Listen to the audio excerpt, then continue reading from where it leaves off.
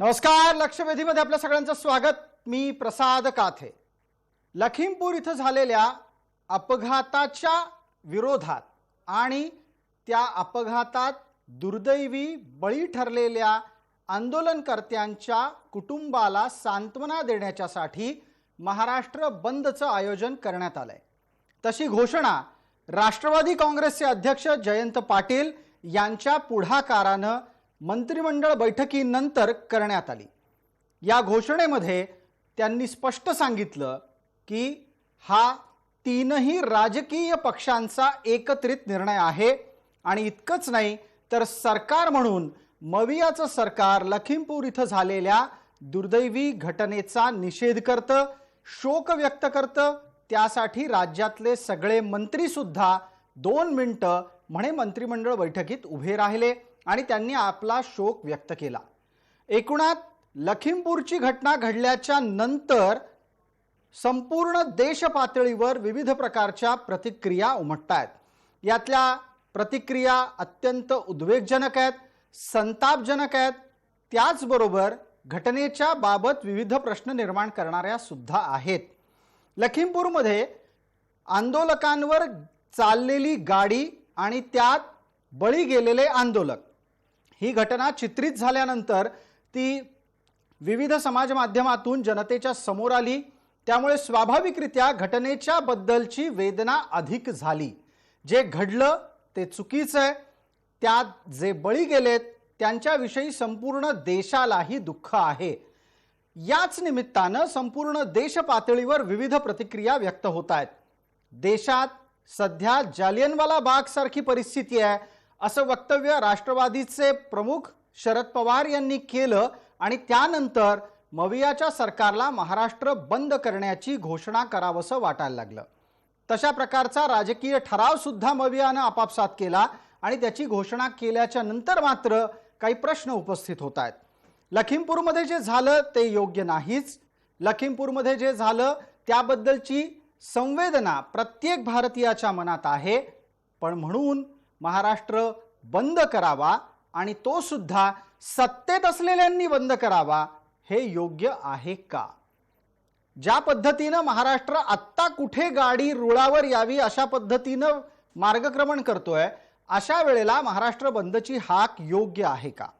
महाराष्ट्र बंद करायचा असेल तर मुंबई आणि ठाणे बंद करावं लागेल हे शेंबड्या पोराला सुद्धा कळतं. मग मुंबई आणि ठाण्यात ज्या राष्ट्रवादीची ताकदच नाही ती राष्ट्रवादी शिवसेनेला पुढे करून महाराष्ट्र बंद यशस्वी अथवा अयशस्वी होऊ देणार आहे का? आणि आता सणासुदीचे दिवस सुरू झाल्यानंतर महाराष्ट्र बंद करावा अशी कल्पना मंत्रिमंडळात नक्की कुणाच्या डोक्यात आली असेल? याच्याही पुढे जाऊन आत्ता लोकांना रोजगाराची गरज असताना महाराष्ट्र बंद करावा का इथपर्यंतच्या विविध प्रश्नांची चर्चा करणं गरजेचं आहे. त्यानिमित्तानंच आजच्या लक्षवेधीच्या चर्चेचं आयोजन महाराष्ट्र बंद नक्की कुणासाठी?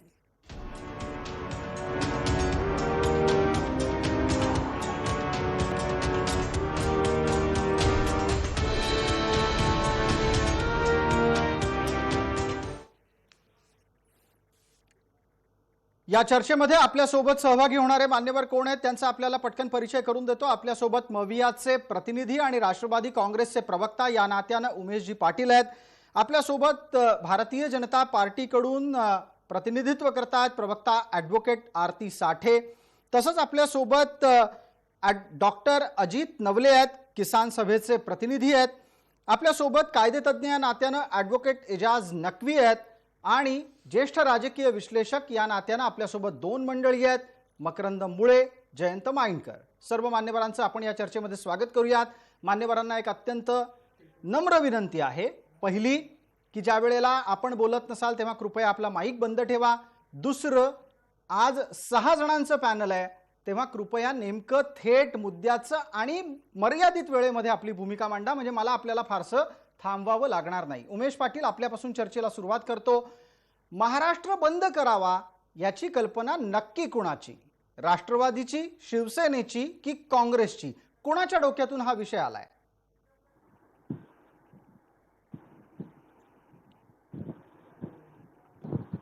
माईक माईक उमेशजी, आपला आवाज येत नाही, आपला माईक सुरू करायला लागेल.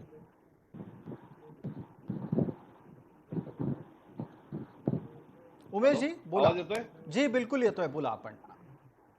हा, महाराष्ट्र बंद ही संकल्पना किंवा कल्पना जी आहे ती कुणाच्या डोक्यातून आली, जो आपला प्रश्न आहे तो गैरलागू आहे. महाविकास आघाडीने लखीमपूरच्या घटनेच्या निषेधार्थ भारतीय जनता पार्टीचं केंद्रातलं सरकार आणि उत्तर प्रदेश मधलं सरकार कसं शेतकरी विरोधी आहे आणि त्या शेतकरी विरोधी धोरणाची चर्चा झाली पाहिजे आणि त्याच्यावरून शेतकऱ्याच्या बाजूने काहीतरी दबाव केंद्र सरकारवर निर्माण झाला पाहिजे, याच्या करता त्या बळी गेलेल्या शेतकऱ्यांच्या प्रति संवेदना व्यक्त करत आणि केंद्र सरकारचा निषेध आणि उत्तर प्रदेश सरकारचा निषेध व्यक्त करण्यासाठी शेतकऱ्यांच्या प्रति आज संवेदना दाखवण्याच्या करिता हा महाराष्ट्र बंद जो आहे तो पुकारलेला आहे. जी उमेश पाटील, आपण सांगता आहात त्याच्याच प्रकारची भूमिका जयंतराव पाटलांनी आपले प्रदेशाध्यक्ष यांनी मांडली आणि त्यांच्याच शेजारी बसलेल्या एकनाथ शिंदे तसंच बाळासाहेब थोरातांनी सुद्धा याच भूमिकेचं समर्थन केलं. पण हे कळू शकेल का की कोणाला असं वाटतंय की नवरात्रात 11 ऑक्टोबरला महाराष्ट्र बंद झाला पाहिजे? तीनही पक्षांना वाटतंय का 3 पक्षांपैकी कोणाला तरी एकाला आधी वाटलं आणि बाकीच्यांनी त्याला समर्थन केलं? मला एक तुम्हालाच प्रश्न विचारायचा आहे की आपल्या देशाचा जो अन्नदाता आहे त्याला केंद्रीय मंत्र्याचा एक मुलगा चिरडून ठार करतो, मारतो, अशा वेळेला आम्हाला कुठला तरी उत्सव साजरा करावा वाटू शकतो का आणि आपण तो करावा का, हा देखील एक प्रश्न आपल्या मनाला विचारला पाहिजे. आपल्या मनामध्ये काही संवेदनशीलता शिल्लक आहे का? शेतकरी तिथं मरत असताना आम्ही उत्सव कसा साजरे करणार? ठीक आहे, आपण अगदी थेट प्रश्नाला हात घालून आता असं म्हणता आहात की शेतकरी मरतायत, आपण उत्सव कसा साजरा करायचा? ठीक आहे, गणपती उत्सव साजरा झालेला आहे, नवरात्र उत्सव सुरू आहे, दिवाळी उत्सव येऊ घातलेला आहे, हे कुठलंच आता काहीही उत्सव साजरे करायचे नाहीत असं राष्ट्रवादीनं स्पष्टपणे म्हटलेलं आहे. आपण राष्ट्रवादीच्या भूमिकेचा सन्मान राखूयात. राष्ट्रवादीला असं वाटायला लागलंय की शेतकरी मरत असताना देशात कोणतेही उत्सव साजरे होता कामा नयेत. आरती साठे, आपली प्रतिक्रिया 30 सेकंदात. ही प्रतिक्रिया द्यायची म्हणजे आता मी जे ऐकलं त्याचे हास्यास्पद आहे ऍक्च्युली. महाराष्ट्र बंद करायचा म्हणजे काय? महाराष्ट्र आत्ता तर कुठेतरी उघडला आहे आणि जेव्हा महाराष्ट्र आत्ता कुठेतरी उघडलाय, मंदिरं आजच उघडली आहेत, फिल्म थिएटर्स वगैरे 22 तारखेला उघडणार आहेत, अर्थव्यवस्था कम्प्लिटली कोसळली आहे, आत्ता कुठे लोक कोविडच्या दुसऱ्या लाटेतून सावरतायत आणि हा एक कम्प्लिटली पॉलिटिकली मोटिवेटेड बंद आहे.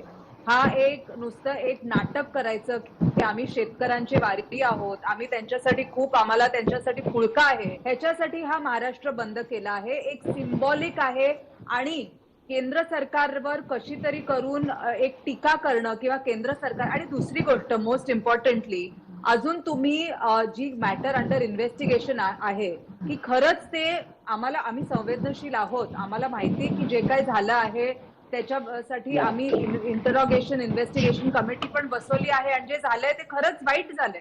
पण खरंच ते शेतकरी होते का शेतकरी म्हणून ते इम्पोज करत होते आणि शेतकरी म्हणून त्यांनी दगडफेक केली होती? हे सगळं अंडर इन्व्हेस्टिगेशन आहे. थोडक्यात आपलं आरतीताई म्हणणं असं आहे की जे प्रकरण आता न्यायप्रविष्ट आहे, ज्याची चौकशी सुरू आहे, त्याच्याच संदर्भातल्या निष्कर्षावर इतक्या पटकन येण्याची गरज नाही. अजित नवलेंकडे या संदर्भातली माहिती असू शकते. अजितराव, ज्या घटनेमध्ये व्यक्ती मेली त्या दुर्घटनेच्या बाबतीत अत्यंत दुःख आहे, मात्र त्या संदर्भातला भारतीय जनता पार्टीचा प्रश्न आपल्यापर्यंत पोहोचला असेल की जे आंदोलन करतायत ते शेतकरी आहेत का, हा भाजपाचा प्रश्न आहे. प्रसादजी, सर्वप्रथम आपल्या निवेदनामध्ये आपण अपघात शब्द वापरला, त्यालाच मी आक्षेप घेतो. हा अपघात नाही, भारतीय जनता पार्टीच्या लोकांनी शेतकऱ्यांवर गाड्या घालून शेतकऱ्यांची केलेली ती हत्या आहे. ही किसान संघर्ष मोर्चाची भूमिका आहे. 1 नंबर. 2 नंबर, आरतीताईंच्या बद्दल, त्यांच्या बीजेपी बद्दल मला काय बोलावं हा प्रश्न आहे. ते शेतकरी नसतील पण माणसं होती ना, माणसांवर तुम्ही गाड्या घालणार, माणसं चिरडणार आणि तुम्ही म्हणणार की ते शेतकरी होते की नाही, अंडर इन्व्हेस्टिगेशन आहे. मानवता शिल्लक आहे का तुमच्यात, हा माझा तुम्हाला प्रश्न आहे. प्रसादजी, तुम्ही मगाशी म्हणालात की सणसूद आहे आणि सणासुदीच्या वेळी आपण बंद ठेवायचा का? ती सणसूद शेतकऱ्याच्या दारामध्ये आज मैती उठतायत आणि लोकांना सणसूद साजरी करायची का ही चिंता बीजेपीला जर सतावत असेल यापेक्षा निर्दयीपणा कोणता असू शकत नाही. आणि अजितराव, प्रसादजी, आपली भूमिका ही बऱ्यापैकी राष्ट्रवादी काँग्रेसनं थोड्या वेळापूर्वी मांडलेल्या भूमिकेशीच मिळती जुळती आहे. त्या अनुषंगानं मला विचारायचं आहे की मग आपल्या सगळ्यांना उत्तर प्रदेशातल्या शेतकऱ्याच्या एखाद्या अपघाती अथवा तुमच्या लेखी हत्यात्मक घटनेच्या बाबतीत दुःख व्यक्त करायचं का सोयाबीन ची शेती पाण्यात बुडाली म्हणून महाराष्ट्रातल्या शेतकऱ्याच्या पाठीशी उभं राहायचं, दुधाला दर मिळत नाही म्हणून त्या शेतकऱ्याच्या पाठीशी उभं राहायचं? कुठल्या कुठल्या पातळ्यांवर आपण कशा कशा पद्धतीनं आंदोलनं ठरवून घ्यायची आहेत आणि अशाच पद्धतीनं मग वर्षभर आपल्याला भूमिका घ्यायच्या आहेत का? वर्षभर महाराष्ट्र आपण बंद ठेवणार आहोत का, की महाराष्ट्रातल्या शेतकऱ्याप्रती आपल्याला संवेदना व्यक्त नाही करायची आहे? प्रसादजी, सोयाबीन पाण्यात जाणं आणि माणसं चिरडून मारणं याच्यात आपण फरक करायला पाहिजे. त्यावेळी तुम्ही माणसं चिरडून मारता त्यावेळी ती प्रायोरिटी महत्वाची असते आणि अशा प्रकारच्या ह्या नादान गोष्टीला मानवता म्हणून आपण राजकारणाच्या पलीकडे जात त्याचा निषेध केला पाहिजे. मगाशी आपण म्हणालात की आपल्या सगळ्यांनाच दुःख आहे. प्रसादजी, आरतीताई पण म्हणाल्या की त्यांना दुःख आहे, पण देशाच्या पंतप्रधानांना दुःख आहे का? त्यांनी एक शब्द उद्गारलेला नाही आणि अजूनही संवेदना व्यक्त केलेला नाही. आरतीताई आता सुद्धा इतकी गंभीर चर्चा चालताना त्या काहीतरी खात आहेत. त्यांना अजूनही शेतकऱ्यांच्या मैतावर जे काही चर्चा चालू आहे त्याच्याबद्दलचं गांभीर्य काय बघा. आताही ते चणे खात आहेत. किती सिरियस आहोत आपण लोकांच्या आरतीताई, याचं काय उत्तर आहे आपल्याकडे? हत्येबद्दल आरतीताई, याचं काय उत्तर आहे? अशा प्रकारची कुठली घटना घडली आहे ती जी अजितरावांना दिसलेली आहे त्याबद्दल आपली प्रतिक्रिया? माझी प्रतिक्रिया म्हणजे मी जे खाती आहे ते मी काय असं नाही खाते की ज्याच्यामुळे मी संवेदनशील नाही आहे. माझ्या काही प्रॉब्लेम्स असल्यामुळे मला हे खायला लागलं आहे. सो आय डोंट थिंक हे असं काही ऑब्जेक्शन घ्यावं आणि मी हे बंद करणार आहे. मी अगदी 2 मिनिटांसाठी हे फक्त घेतलं कारण माझं काहीतरी मेडिकल प्रॉब्लेम असल्यामुळे मला ते घ्यायला लागलं. ठीक आहे, हा विषय वैयक्तिक पातळीवर जाता कामा नये. अजितराव, आपण स्वतः डॉक्टर आहात, तुम्हाला त्याचं उत्तर त्यांनी जे दिलं ते एक महिला म्हणून कदाचित तुमच्या लक्षात आलं असेल. या विषयाभोवती फारसं घुटमळण्यात अर्थ नाही. विषय वैद्यकीय आहे, विषय त्यांच्या शारीरिक एखाद्या कुठल्याही आव्हानात्मक परिस्थितीबाबत असू शकतो. आपल्याला मुद्द्याकडे परत यायचं आहे. जयंतराव, तुमचा माईक सारखा ऑन आहे, प्रचंड आवाज येतोय. कृपया आपण बोलत नसाल तेव्हा माईक बंद करा अशी माझी आपल्याला विनंती आहे. मकरंद मुळे आपल्यापर्यंत पोहोचतो पटकन. मकरंद मुळे, तर्क आपण पाहतो आहोत. महाराष्ट्रातल्या शेतकऱ्यांच्या बाबत आपण किती संवेदनशील असायला हवं आणि उत्तर प्रदेशमध्ये घटना घडली, पंजाबमध्ये घटना घडली, याबाबत किती संवेदनशील असायला हवं, असा भेदाभेद असू शकतो का? आणि दुसरा मुद्दा त्याच्याच जोडीला, सोयाबीन बुडालं त्याच्या बाबतीत भूमिका वेगळी आणि गाडीत चालल्यानं आंदोलक ठार झाले त्या बाबतीत भूमिका वेगळी. हाही तर्क चर्चेत कुणी मांडत असेल तर त्याला काय म्हणावं? मकरंदजी. नाही, मुळात असं आहे की चर्चेत किती वेळ सहभागी होता येईल माहित नाही, म्हणजे वेळ मिळेल, पण मी हत्याकांड आणि मावळ गोळीबार भूमी असलेला महाराष्ट्र या 2 वर्षात नैसर्गिक झालेली आहे. शेतकऱ्यांच्या आत्महत्याही झाली. आपण संवेदना दुःख करायचं असेल तर ते सर्व पातळीवर सतत करावं लागेल. दुःख व्यक्त करण्याचा यापुढे महाराष्ट्रात मतदान एक पक्ष साकारून दुसरा विकास करायला पाहिजे. 3 पक्ष असले. मकरंदमुळे आपला अजिबात नीट आवाज येत नाहीये. मला त्याचमुळे आपल्याला थांबवावं लागतंय. आपण परत एकदा आपलं इंटरनेटचं कनेक्शन ठीक झालं की आपल्यापर्यंत पोहोचू. आरती साठे, आपल्यासाठीचा पुढचा मुद्दा. या प्राप्त स्थितीमध्ये असं म्हटलं जातंय वारंवार की सोयाबीनच्या बाबतीतली भूमिका वेगळी आहे आणि लखीमपूरच्या बाबतीतली भूमिका वेगळी आहे. अजितराव असं म्हणाले. आपली त्यावरची प्रतिक्रिया अपेक्षित करतो. एकतर मी अजितरावांना सांगू इच्छित आहे की हा जो सगळा एपिसोड झाला आहे, असे बरेच एपिसोड महाराष्ट्रात आधी पण होऊन गेले आहेत. म्हणजे मी असं नाही म्हणत आहे की ते होऊन गेलेत म्हणून हे याचं जस्टिफिकेशन आहे. 1994 मध्ये जेव्हा माननीय शरद पवार मुख्यमंत्री होते तेव्हाही एक असं आंदोलन झालं होतं आणि तेव्हाही पुष्कळ शेतकऱ्यांना त्यांच्या विरुद्ध कंप्लेंट्स, त्यांच्या विरुद्ध केसेस फाईल केल्या होत्या. मावळमध्ये पण 10 वर्षापूर्वी एक मोठं आंदोलन झालं होतं. जेव्हा सरकार काँग्रेसचं होतं, राष्ट्रवादीचं होतं, तेव्हा काँग्रेसने त्यांच्या अगेन्स्ट भरपूर केसेस केल्या होत्या. तेव्हा राहुल गांधीजी इथे आले नव्हते, प्रियंका गांधीजी इथे आले नव्हते. तो आता हे जे फार्मर ॲजिटेशन साठी जो पुळका येतो आहे ते मला वाटतं एक इनकरेक्ट स्टेट ऑफ अफेअर्स आहे. हे तुम्ही फक्त लखीमपूर मधला इन्सिडेंट तुम्ही कुठून तरी काढायचा आणि इनफॅक्ट हे जे फार्म लॉज आहेत त्या फार्म लॉज विषयी अमित शहाजींनी, प्राईम मिनिस्टरनी, सगळ्यांनी फार्मर्सशी आम्ही इनफॅक्ट चर्चा केल्या आहेत. तरी सुद्धा हा इश्यू अजूनही चिघळतो आहे आणि आम्ही अजूनही चर्चा करायला तयार आहोत.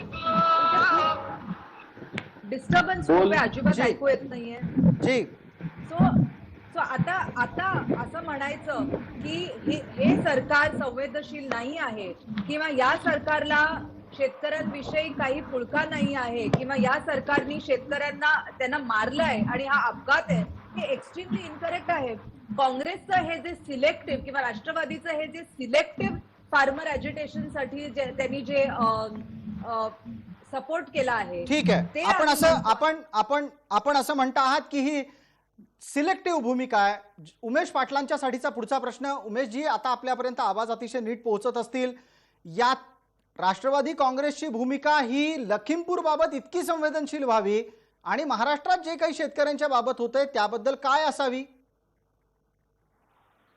नाही, महाराष्ट्रातल्या शेतकऱ्याचा संदर्भ उद्याच्या आंदोलनाच्या किंवा उद्याचा महाराष्ट्र बंद आहे त्याचा संदर्भ नाहीये. मुळातच एकूणच देशातला शेतकरी जो आहे तो केंद्र सरकारच्या शेतीविषयक धोरणांच्या मुळे तो अतिशय पिचलेला आहे. मागच्या 1 वर्षापासून शेतकरी जे आहेत ते शेतीच्या संदर्भात केंद्र सरकारने जे 3 कायदे केलेले आहेत किंवा जे लादलेले आहेत त्याच्या संदर्भामध्ये दिल्लीमध्ये तळ ठोकून आंदोलन करत आहेत. त्या शेतकऱ्यांच्या आंदोलनाच्या वेळेला सुद्धा रस्त्यावर खिळे ठोकण्याचं काम या सरकारने केलं होतं. ते कायदे जे आहेत ते उद्योगपती धार्जिने आहेत आणि शेतकऱ्यांना मातीत घालणारे आहेत. त्या कायद्यांमध्ये शेतकऱ्यांना किमान आधारभूत किंमत जी आहे ती न देण्याच्या संदर्भातली भूमिका आहे. तुम्ही जे सोयाबीनचं मगापासून जे सारखं सांगताय ना, ते महाराष्ट्र सरकारचा त्याच्यामध्ये काडीचा संबंध नाही. सोयाबीनची आयात गरज नसताना 15 लाख मेट्रिक टनाची आयात केंद्र सरकारने केली म्हणून महाराष्ट्रातले सोयाबीनचे दर गडगडले, हे आपण लक्षात घेतलं पाहिजे. आयात आणि निर्यातीचं धोरण जे आहे ते महाराष्ट्र सरकार नसतं ठरवत, तर ते केंद्र सरकार ठरवतं. ज्या वेळेला कांद्याला चांगला भाव मिळायला लागतो त्यावेळेला केंद्र सरकार जे आहे त्याच्यावर निर्यात बंदी करते आणि मग त्या कांद्याचे भाव गडगडतात आणि शेतकऱ्यांना कांदा रस्त्यावर फेकायला लागतो. असं अनेक वेळेला घडलं. उमेशजी, थोडक्यात तुमचं म्हणणं असं आहे की महाराष्ट्रातल्या सर्व प्रकारच्या कृषी विषयक समस्यांना केंद्र सरकार जबाबदार आहे. याच्यावरचा एक तार्किक प्रश्न आणि दाव्याच्या सह मकरंद मुळे यांना उत्तर द्यायची संधी देऊ. आरतीसाठी आपण सारखा कॅमेरा ऑन ऑफ करताय त्यामुळे मला कळत नाहीये की तुम्ही जोडलेले आहात की नाही. आपण कृपया जोडलेलं राहावं पूर्ण वेळ अशी विनंती आहे. माझा पुढचा प्रश्न आत्ता मकरंद मुळेंना आहे. मकरंद मुळे, महाराष्ट्रातल्या शेतकऱ्याच्या सर्व प्रकारच्या समस्यांसाठी केंद्र सरकार जबाबदार आहे आणि त्याबाबत मवियाची भूमिका काय आहे ती आपण ऐकली. ही अशा प्रकारची तार्किक दावा करणारी पद्धत ही भूमिका घेणारी आहे का जबाबदारी झटकणारी आहे? प्रसादजी, अहो इतकं साधं सांगितलं तुम्हाला. महाराष्ट्रामध्ये सोयाबीनचे दर का घसरले? 15 लाख मेट्रिक टन सोयाबीन आयात करण्याचा निर्णय काय महाराष्ट्र सरकारने घेतला? उमेशजी, विषय भाव घडघडण्याचा नव्हता. उमेशजी, विषय आहे अतिवृष्टीमुळे शेतकऱ्याच्या झालेल्या नुकसानीच्या भरपाईचा आहे आणि इतर विविध पातळ्यांवर विषय चालले आहेत की दुधाला कुठे सन्मानजनक भाव मिळतोय, असे कितीतरी प्रश्न काढता येतील. आपण एकदा मकरंद मुळेंचं उत्तर ऐकूयात. मकरंदजी. त्याची उत्तर देतो. जी बिलकुल. मकरंदजी बोला. प्रसादजी, काय माझा काही कळलं नाही मगाच्या पहिल्या सेगमेंटमध्ये का तुटलो.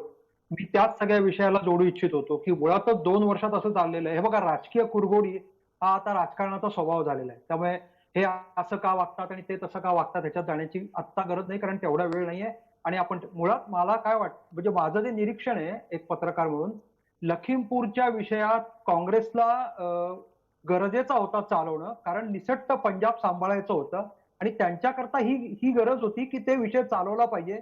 उत्तर प्रदेशच्या निवडणुका आहेत त्या पार्श्वभूमीवर चालवलाय. मुद्दा महाराष्ट्रात फिरून येतो की महाराष्ट्रात ती स्पेस ह्या दोन्ही पक्षांना, विशेषतः राष्ट्रवादी काँग्रेसला द्यायची नव्हती आणि म्हणून हे बंदची घोषणा आणि बंदचा पुढाकार राष्ट्रवादीने केलाय की काय, असं एक चित्र उभं राहिलेलं आहे. महाराष्ट्रात महानगरपालिकेच्या निवडणुका आहेत. तिन्ही पक्ष एकत्र कालच्या निवडणुकीत तरी लढले नव्हते आणि कालच्या निवडणुकीचे जे निकाल आहेत ते आपल्या समोर आहेत. राजकीय विश्लेषक आहेत माइंडकर साहेब आणि मी. त्यामुळे आम्ही तिघांनी तरी किमान यांच्यासारखा विचार न करता थोडा वेगळा विचार करण्याचा प्रयत्न केला पाहिजे. त्यामुळे अशा प्रकारच्या घटना वापरणं फक्त दुर्दैवाने आपल्या ठीक. मतांच्या सोयी करता महाराष्ट्र वेठीस धरला जातोय. आणि उत्सव म्हणतात ना, शाळा का सुरू केल्या 4 ऑक्टोबरला आणि मग ते 11 ऑक्टोबरला आपण बंद करणार आहोत. त्यामुळे जाणीवपूर्वक भाऊक केला जातोय. बरं डाव्यांचं तर काय सांगावं, डावे सोयीनीच काँग्रेस बरोबर असतात. म्हणजे त्यांना असं काही बोललं की खूप राग येतो, त्यांना बाकी कुठे काही दिसत नाही. आणि म्हणून राष्ट्रवादी काय, शिवसेना काय किंवा महाराष्ट्रातली काँग्रेस काय, त्यांनी त्यांच्या राजकीय भूमिका घेतलेल्या आहेत, त्या स्वाभाविक आहेत. पण परत एकदा अर्थचक्र सुरू झालेलं असताना, लॉकडाऊन नंतर न्यू नॉर्मल असं सगळं सुरू होत असताना आपण महाराष्ट्राला वेठीस धरतोय आणि महाराष्ट्रातल्या जनतेला न पटणारा निर्णय म्हणजे स्टेट स्पॉन्सर आहे हे सगळं ते चाललेलं आहे. ते अशा जी प्रकारचं बघ, मकरंद मुळे एक तोच मुद्दा मगाशी आपण उपस्थित केला होता आणि त्यावर उमेश पाटलांनाही बोलण्याची संधी दिली. आणि आता तुम्ही ज्या वळणावर चर्चा आणली त्यात एजाज नक्वी यांना चर्चेमध्ये घेणं गरजेचं आहे. एजाजजी, आपण चर्चेच्या पूर्ण टप्प्यांना ऐकलं असेल, मराठी तुम्हाला नीट समजते, आपण हिंदीत बोलणार आहात असं मला वाटतंय, एव्हाना मराठी शिकला असाल. माझा आपल्यासाठीचा प्रश्न असा आहे, एक, देशात आत्ता आपत्ती निवारणाचा कायदा लागू आहे, एपिडेमिक ऍक्ट लागू आहे. अशा वेळेला एपिडेमिक ऍक्ट लागू असताना सत्तेतलं सरकारच सांगते की आम्ही आमचं राज्य बंद करणार आहोत. हे कुठेतरी कायद्याच्या भाषेमध्ये कसं काय पटू शकेल लोकांना? उद्या न्यायालयात हे प्रकरण गेलं तर काय करायचं? एजाज नक्वी, माईक सुरू करा फक्त. माईक जी बोला. काही तांत्रिक कारणांमुळे कदाचित एजाज नक्वी लेफ्ट झालेत. त्यात आपण चर्चेला पुढे नेतोच आहोत. आपण लवकरात लवकर त्यांच्यापर्यंत पोहोचू. आरती साठे आपलं मत घेतो. आपणही स्वतः ऍडव्होकेट आहात, कायद्याच्या भाषेमध्ये हे सांगा. सत्ताधारीच सांगतायत आम्ही आमचं राज्य बंद करणार आहोत. ऍब्सोल्युटली. इनफॅक्ट जेव्हा काही वकील स्ट्राईकवर गेले काही महिन्यापूर्वी किंवा काही वर्षापूर्वी कोविडच्या आधी, तेव्हा सुप्रीम कोर्टनी स्पेसिफिकली सांगितलं होतं की लॉयर्स कॅनॉट स्ट्राईक, कारण lawyers if they strike then सगळं कामकाज, सगळी कायदा व्यवस्था ठप्प होईल.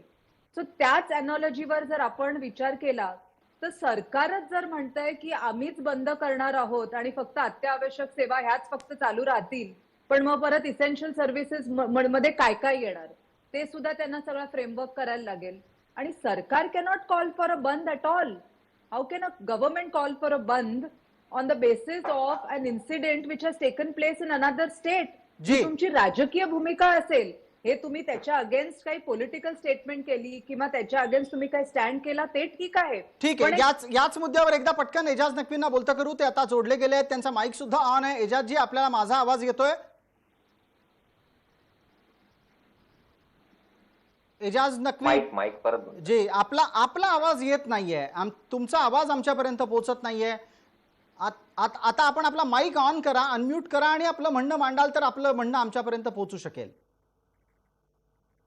तर दरम्यान तोपर्यंत जी हा, आता आवाज आपल्याला येतोय. मला आपल्याला विचारायचं असं होतं की सत्तेत असलेले राजकीय पक्ष राज्य बंद करायला निघालेले असतील तर कायदेशीर दृष्ट्या ही बाब किती गंभीर आहे? There is already a pandemic act is under enforce in the Maharashtra as well as in the UP, and there is so many states in between also. They are following the pandemic act. और इसके हिसाब से जो भी महामारी है बचाने के लिए जनता के लिए काम सरकार को करना चाहिए. और सरकार ने खुद ही ऐसा कानून जो है अभी तक लगाया है. आज भी हमारे यहाँ कई सोशल गैदरिंग, रिलीजियस गैदरिंग की मनाही है अभी तक ही. स्कूल्स भी बंद है, कुछ 5वीं तक, 6वीं तक, कुछ तो 8वीं तक कहीं पर मुंबई में बंद है, गाँव में 5वीं तक बंद है.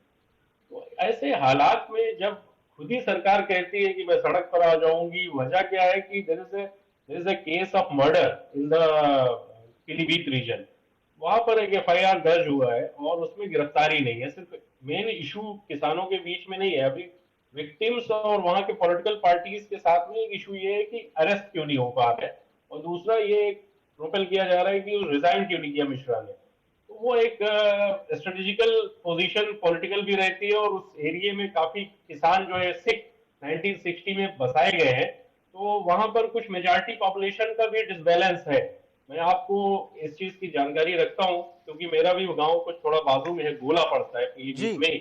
और वो ये सब फॉरेस्ट एरिया है। यहाँ पर जितने भी लोग आए, चाहे वो अरब नस्ल के हैं, चाहे वो पठान हैं, चाहे वो तुर्की हैं, आपको हर गांव मिलेगा, सिखों का भी गांव मिलेगा। ये बहुत स्ट्रेटेजिकल चीज है। शायद बीजेपी ने इस चीज को कैलकुलेट सही से नहीं कर पाया। बहरहाल वो यूपी की पॉलिटिक्स है, उसके बारे में महाराष्ट्र में अगर किसी तरीके का सरकार या आदेश किसी तरीके का दे सकती है तो मैक्सिमम यही दे सकती है कि किसानों की सेवा में हम इतना इतना रुपए का चेक दे सकते हैं। इसके अलावा किसी तरीके का अगर गवर्नमेंट के ऑफिसर्स या ऑफिस बेरर्स या कॉन्स्टिट्यूशनल फंक्शनरीज कोई कॉल करते हैं बंद का, तो खुद ब खुद वो पैंडेमिक एक्ट का वायलेशन करते हैं। उनके ऊपर ही ये 269 और 188 लगना चाहिए और जिसने कॉल फार किया उसी को सबसे पहले एफआईआर फटना चाहिए। अभी की मौजूदा स्थिति में राज्य के सिंचाई मंत्री ने यह कॉल दिया है। वो खुद प्रेस कॉन्फ्रेंस करके बता रहे हैं। उनके बगल में पीडब्ल्यूडी के मंत्री बैठे हुए हैं और एक तरफ राजस्व के मंत्री बैठे हुए हैं। तीन तीन मंत्री, भले वो उस समय अपने आप को प्रदेश के अलग अलग सत्ता में रहने वाले सरकारों के नुमाइंदे बता रहे हो, वो मंत्री हैं और वो संवैधानिक पदों पर हैं और वही कह रहे हैं कि हम महाराष्ट्र का बंद करेंगे। Already is per R A Rastogi versus Azam Khan एक सुप्रीम कोर्ट में फाइंडिंग दिया हुआ था जस्टिस खानविलकर ने कि बुलंदशहर का जब केस हुआ था तो आजम खान मिनिस्टर हुआ करता था, पीडब्ल्यूडी और अर्बन डेवलपमेंट मिनिस्टर। उन्होंने कुछ बातें कही थी जो कि कहीं ना कहीं विक्टिम के फेवर में भी थी, विक्टिम के अगेंस्ट में भी थी। लेकिन कॉन्स्टिट्यूशनल फंक्शनरीज के बारे में सुप्रीम कोर्ट ने कहा इस तरीके की टिप्पणी किया था, इस तरीके का कोई भी ऑनगोइंग इन्वेस्टिगेशन में कमेंट नहीं करना चाहिए। और अगर उसमें आपको पार्ट करना है यानी पार्टिसिपेट करना है तो आप इंडिविजुअल तरीके से आप जाइए, आप खुद अपना करिए। लेकिन आप ऐसे गवर्नमेंट ऑफिसर कॉल्ड बुला रहे हैं और उस वक्त जबकि आपने पैंडेमिक खुद ही लागू किया हुआ है तो सबसे पहला एफआईआर खुद इनके ऊपर, जैन के ऊपर या वगैरह वगैरह के ऊपर बनता है। जी, एजाज नकवी बहुत शुक्रिया। आप बने रहिएगा। एक छोटा सा ब्रेक लेना आहे। आपण सर्व मान्यवर या चर्चेला पुढे नेणार आहोत। आत्ताच्या घडीला लक्षवेधीतल्या वेळ मर्यादेपोटी एका छोट्या विश्रांतीची गरज आहे। पटकन परत येतोय लक्षवेधीच्या पुढच्या भागामध्ये।